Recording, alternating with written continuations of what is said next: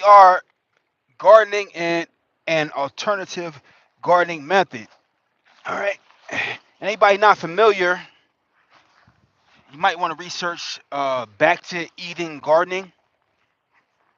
All right. I'll touch on this again once more people tap in because this is a live and because this is a live broadcast, we're going to give some time to let some people kind of, you know, tap in, let the algorithms do what the algorithms do. I think this is an oak. Some stuff I'm willing to like transplant. I'm not trying to kill every weed, but this looks like an acorn, a nice little oak tree. I'll transplant this one right here. I don't do it often, but we're gonna transplant this one.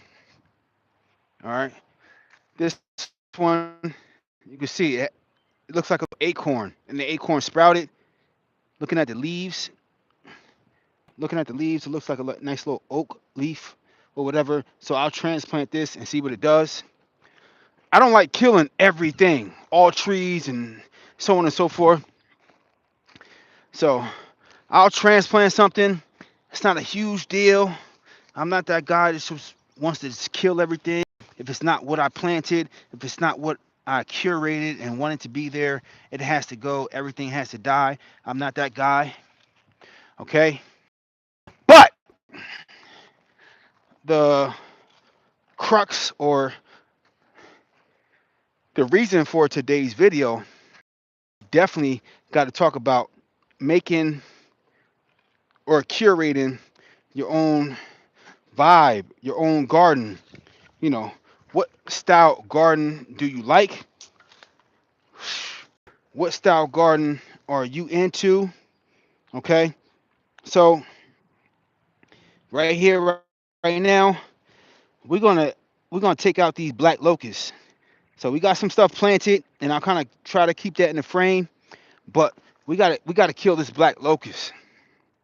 All right. I don't have my regular microphone out here right now, so I'm using my trucker headset. All right. Hope y'all don't mind. Good. All right. The goal is the goal. The task is the task. The mission is the mission. All right. All right. So I've been taking everything out on this other side right here and just kind of making sure everything is out because everything I want out so that it does not try to so it doesn't try to pop through my poly cover because my poly cover is preventing most of the weeds. But some of this stuff that's like black locust, the black locust is going to through that poly cover. So if I can do, come on now, get under it. Most of this weeds, most of this weeding, and most of the stuff that if I can kill it or get all the roots out and get it for where it starts, we're gonna kill it. Take it out. I'll put it on another tarp, let it dry out, kill it, and then we compost it. But this black locust is something different. This damn black locust, man. This black locust is what you would call more or less the bane of my existence type of stuff. This black locust is everywhere in my yard, and it spreads through rhizomes. Rhizomes.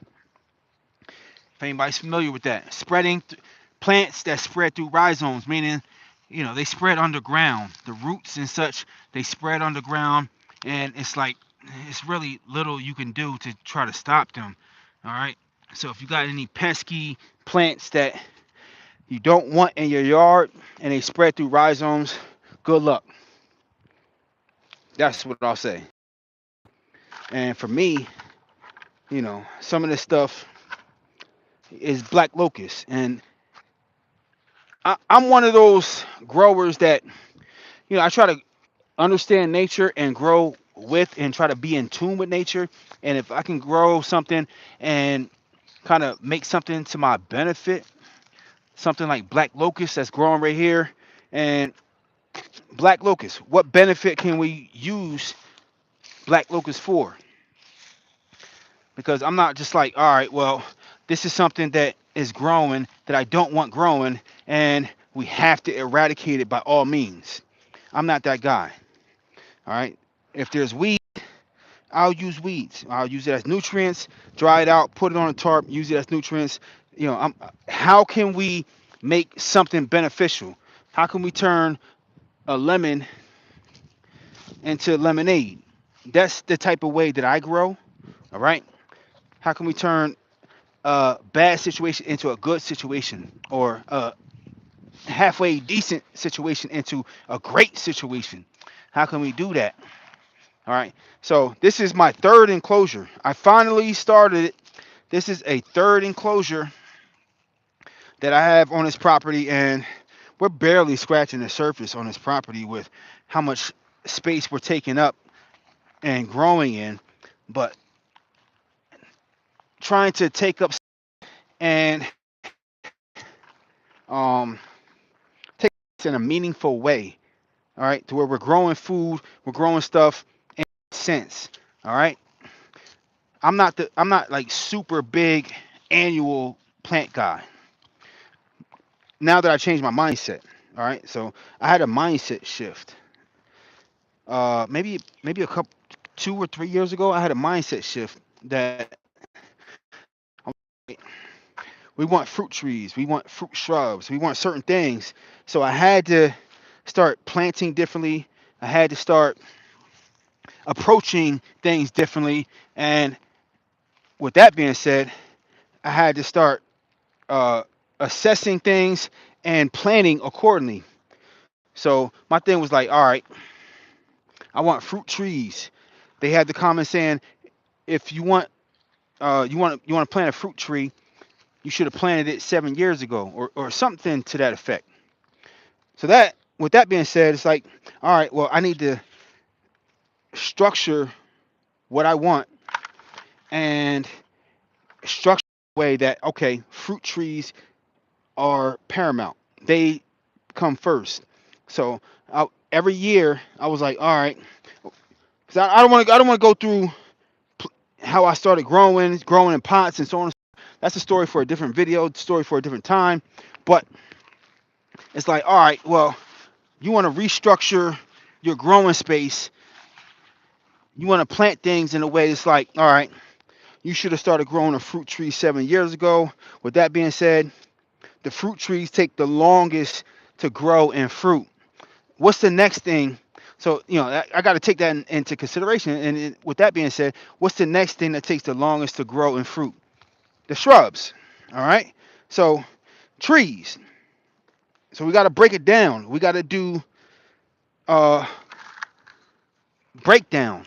We got to do time lapse or time analysis. All right. The trees take the longest to grow. So it stands to reason that we should prioritize the trees. Granted, we all want our annuals. Everybody wants their annuals. Everybody wants their stuff to happen now, now, now, now, now. But, what makes the most sense long term? So I had to start making some hard decisions and like, all right, well, I did years of prioritizing what grows now, now, now. But at the end of the day, at the end of the year, I still didn't have fruit trees. I still didn't have fruit shrubs. I still didn't have a lot of the stuff that can and will grow good and is native to New Jersey. So I had to start approaching things differently. All right. So what I'm doing right now is I'm removing all of the trees and the shrubs and the weeds and something in a certain section right now, and we're going to restructure a space. Okay. So I've been doing this for maybe, I've been growing my own food for maybe about 7 years. All right. But we're restructuring a space right now, and I'm restructuring it in a way that is very doable for somebody just viewing what I'm doing right now. Okay. I just cleared out all the weeds. I did the back to eating garden method. So this is a lot of information to digest. All right. If you're just tuning into me and what I do, first thing I want you to do is research back to Eden garden method. Back to Eden. Back to Eden garden method. All right. If you have the space and you have the time or opportunity to grow into the ground, but you're like, all right, well, I don't know where to start right there. Back to Eden garden method. All right. It's not necessarily where I started, but that's where it makes the most sense. All right. Tapping in. Okay. Understand the soil. There's going to be a video. You look it up. You'll see a video. You'll see a guy named Paul Gauchi. All right. That's where I started. That's what kind of reset me on this journey right here to growing the way that I grow now. And man, I wouldn't change anything. Okay. So I'm just taking out little petty weeds right now. But right here, right, I just want to make sure I get out these black locusts, because the black locusts are the one trees or shrubs or weeds that will pop through this poly cover right here. All right, so I'm putting down poly cover. All right, I don't put down poly cover everywhere. All right, so I'm trying this method with my experience in growing so far. I definitely have a reasonable and realistic expectation of success. All right, based on how I've been growing, I know what's going to work, certain things that are definitely going to work, how long this arborist mulch has been down on the ground. I know how much this will, and for the most part, will and won't do. All right, I'm not a fortune teller, so certain stuff might do good, certain stuff might not do as good, but I know certain stuff will do great. Certain stuff is like, meh, I'd have to amend whatever I put into the ground, because, you know, working with certain things for a certain amount of time, you kind of grow to learn what that is like. So this growing medium right here, growing into mulch, arborist mulch. I don't know what this plant is right here, but we gotta get this out of here. This is the last one, I think. Man, okay, we got that up out of here, and we are about to lay down a fresh poly cover right here. So I just want to make sure this is nice and even, and then it doesn't have to be perfect. All right, it doesn't have to be perfect. This arborist mulch has been here for maybe 5 or 6 years.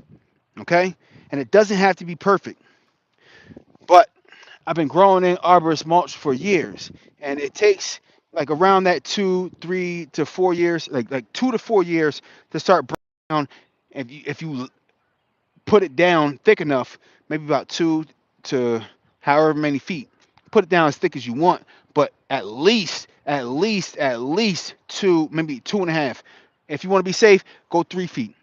Put it down at least 3 feet high, because it's going to reduce. It's going to, and whatever is below that, you know, a certain amount of surface, maybe about 3 inches at all times, uh, you're going to be able to plant into it after a certain amount of years. And that 3 inch, you give it about 3 inches after reduction. Yeah, you could plant right into that, as long as it's not root vegetables. All right, the root vegetables plants tend to act a little bit differently, but you can get a lot of stuff in there, and this will be a game changer. I wouldn't grow root vegetables. Like I said, root vegetables, you gotta kind of be a little bit wary with certain things. But as far as like trees, shrubs, annuals, stuff that grows above ground, an amazing method to start your growing journey. Some arborist mulch.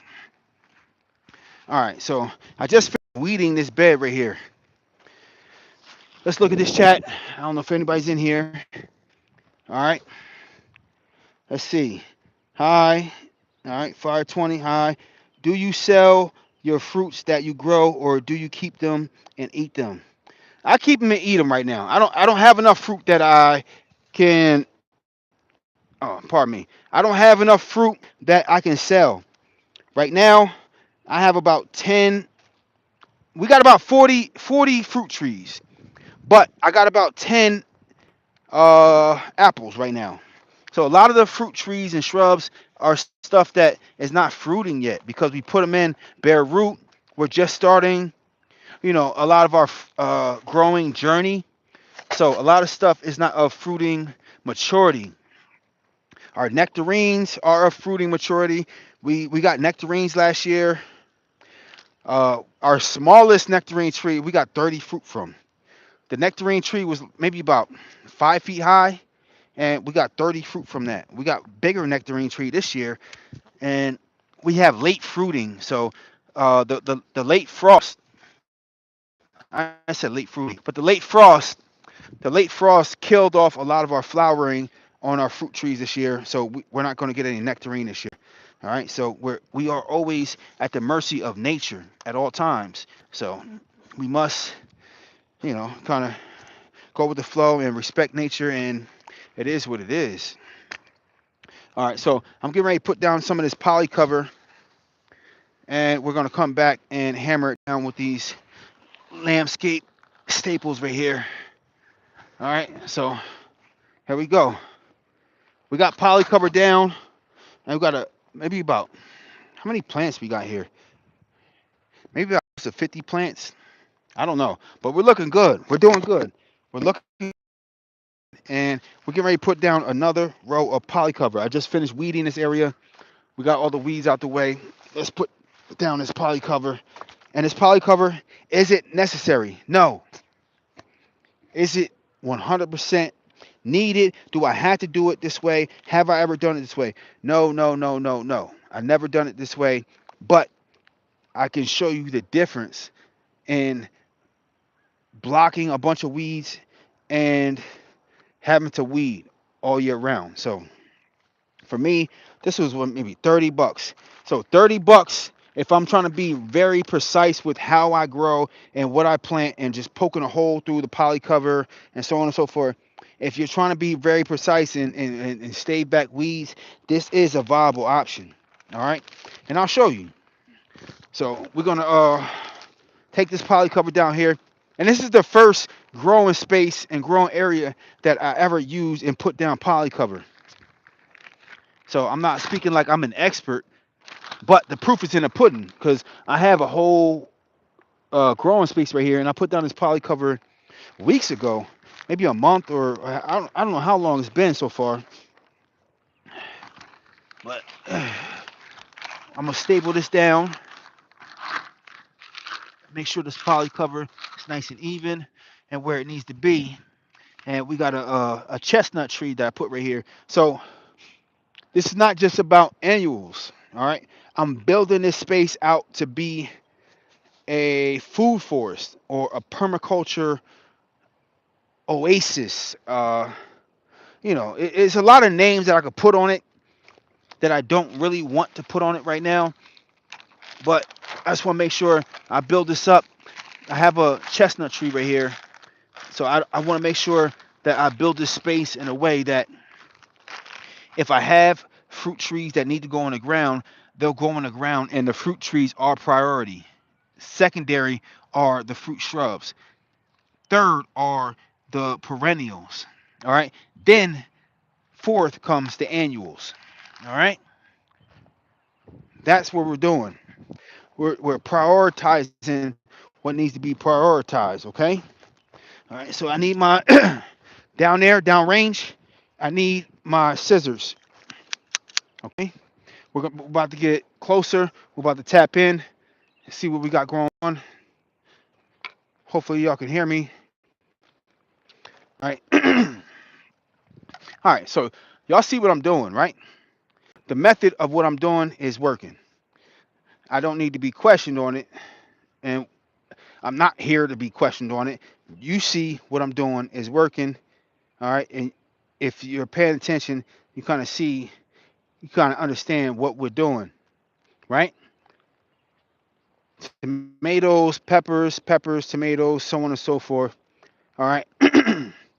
Everything that I have staked will grow, all right? These are indeterminate tomatoes, so they're going to grow high. The peppers that I have staked, you see some are staked a little bit lower than others. The peppers are not going to grow that high, but the bell peppers, they weigh a lot. So the stems will break given a high wind. So you got to make sure you stake them properly, okay? That's what I'm doing. You don't have to do it that way. Do what you want to do. All right? But excuse me, plenty of tomatoes.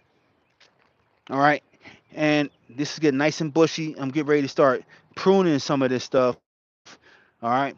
Because we want to make sure when it rains or whatever, I'm not doing overhead watering, but when it rains and such, we want to make sure that this gets good airflow and doesn't start to create any type of mold or anything. So I gotta stake this. It's not staked yet, but it's starting to get to a point where it needs to get staked, and we're going to tie it to the stake right there. All right, so tomatoes, whatever, so on and so forth. All right, let's put down this poly cover, and we got a tree right here. That was my point of coming down here. We have a chestnut tree. All right, when I transplanted it, the leaves fell off, but this chestnut tree is still alive. So I need to cut a hole in this poly cover for this chestnut tree, so this chestnut tree is able to poke through the poly cover. So that's what, excuse me, that's why I brought this camera down here. All right, we got to make room.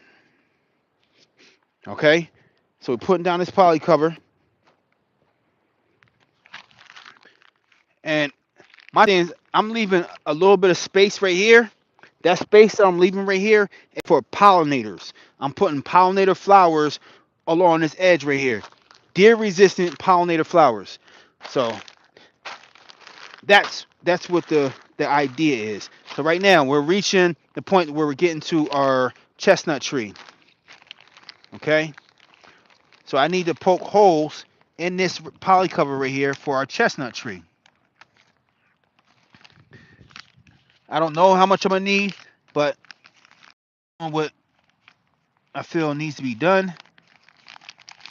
Now, it's not ideal to plant a tree before you put down the poly cover. It's easier to put down the poly cover and then cut what you need and transplant a tree. But this one tree right here, I did that the opposite way. So it is what it is.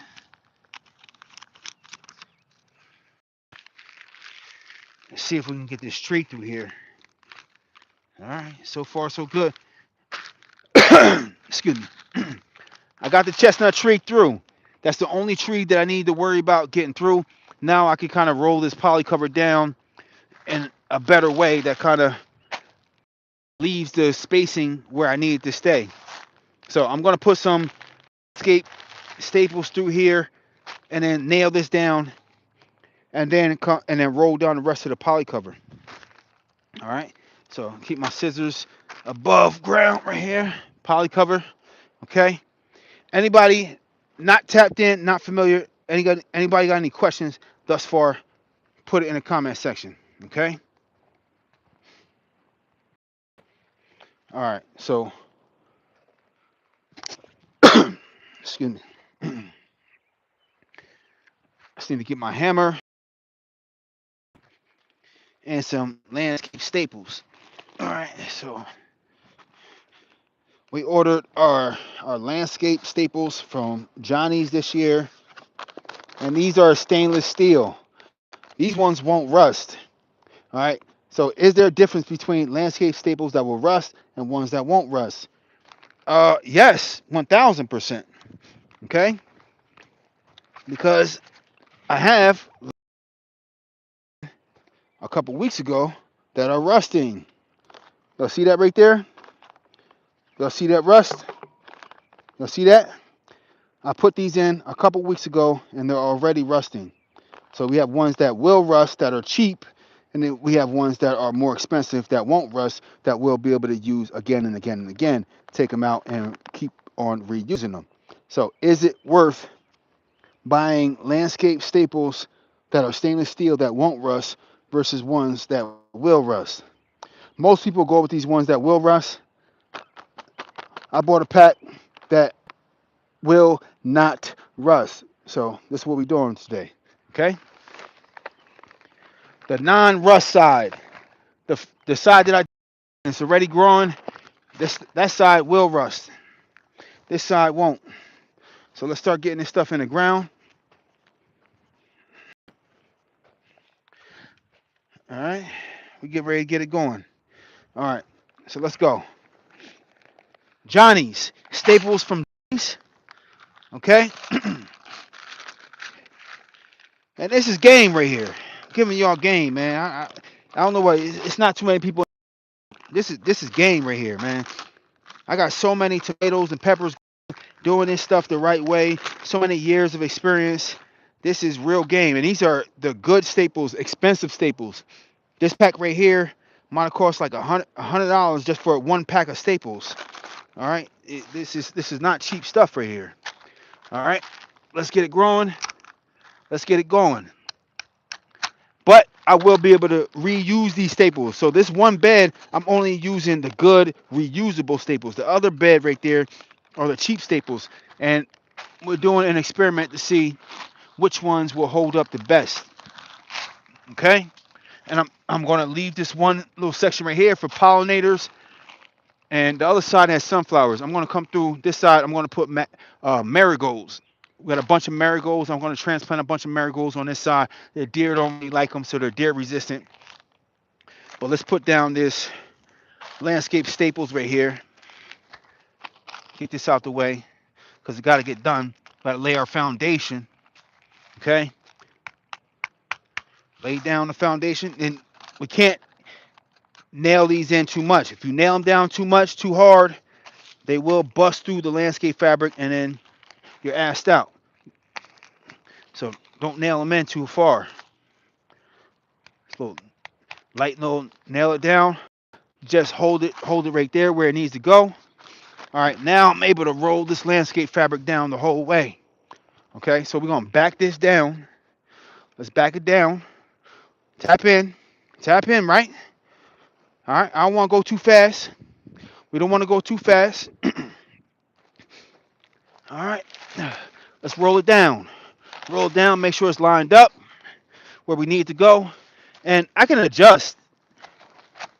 And I'm going to adjust. So even though I'm rolling this down, I'm going to adjust it as I see fit when I roll it down. So I might like shift it a little bit here, shift it a little bit there.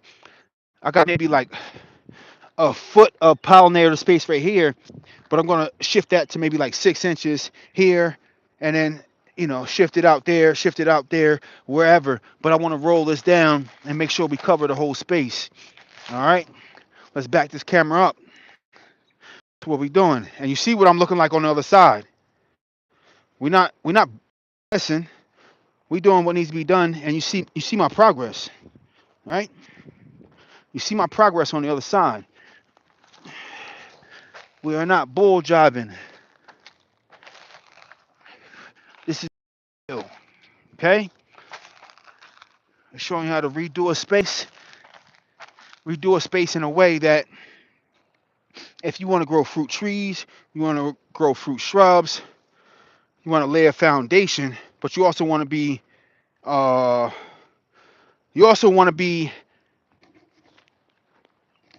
profitable, or not profitable. You also want to be successful in planting annuals. So it's a ton of annuals on this other side. I also have fruit trees on the other side. So I got persimmon on this other side. I got pawpaw trees on this other side, and I'll continue to grow trees and shrubs on this space. But I also put space in the other bed right there with all the tomatoes and peppers and basil and all that stuff. I also left space for shrubs, my annual shrubs. So I space things in a way that it's layered like a food forest. Okay? If you're unfamiliar, tap in. All right? And get familiar. All right? If you're unfamiliar, get familiar. Okay? So you can see it a little better now. We're putting down another poly cover row right here. All right? Doing this stuff the right way. And the right way is subjective. And the very best is subjective. All right? Down poly cover this year. And I'm getting ready to hammer this down. All right? But you kind of see what I got growing on. You kind of see what I'm doing. I don't want to bore you with the details. Okay? So, for those just tuning in, You see this one side. I just put down this poly cover right here. I'm getting ready to hammer it down with the landscape fabric. But look at this stuff I got in the ground. Peppers. All right. Look, we got peppers growing already. We got peppers right here. Look at that. Peppers right there. Peppers right there. Look at that. And peppers right here. Okay. Oh, peppers right here too. Peppers right there too. All right. But y'all see what's going on. All right. I get wood and then I make my own stakes. Okay. You see this wood right here? This wood right here is squared off. All right. It's squared off on both sides. So I make my own stakes. I come out here. I shave it off, make my own stakes, put them in the ground, and then I stake them to my stakes right here. And we got the poly cover to stay back the weeds. And then we put in our fruit trees. All right, so we got a pawpaw tree right there. All right, pawpaw tree right here too. But we got our peppers, we got our tomatoes. All right, we have our trees. We put our trees in. I'm going to put some fruit shrubs in because these are going to die. The fruit trees and fruit shrubs are going to come back. We got persimmon right here. This is a tree. I put in a persimmon tree. This is going to be a food forest, not just an annual market garden. That's the difference. All right, it's going to be hard to tell, but for the person that has the eye and understands what I'm doing, and you see the vision, and I'll explain the vision so that you can understand it better. This has to be layered in a way that is going to be fruitful for years to come. Okay, this is another persimmon tree, bare root. I'm planting this stuff bare root, but it will start to progress year after year. So we got, you see these stakes I put in the ground? Put stakes in the ground. All right, you see tomatoes, staked tomatoes, and then we got the basil, purple basil. All right, we got regular green basil, and then we got peppers, persimmon. That we got a tree in the middle, basil, basil, tomatoes, basil, tomatoes. All right, peppers. Right here, this missing space right here, we're gonna put a fruit shrub right there. Whether it's blueberries, raspberries, currants, we're gonna put some type of fruit shrub right there. All right, and you guessed it, tomatoes, basil, and persimmon. Okay, so that's how it's going. We layering this like a fruit forest, and then I'm gonna keep layering it. And we're gonna have some vine and stuff. I'm gonna put some grapes in here, and we're gonna make this another backyard oasis like my other food forest and backyard oasis. Okay, I got other growing spaces.